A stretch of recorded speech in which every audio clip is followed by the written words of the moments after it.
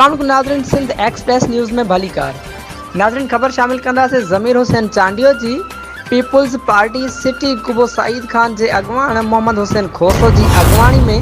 कच्ची पुल में ढोरे शाख में पानी खोट खिलाफ़ एहतजाजी मुज़ाहिरो किया वियो,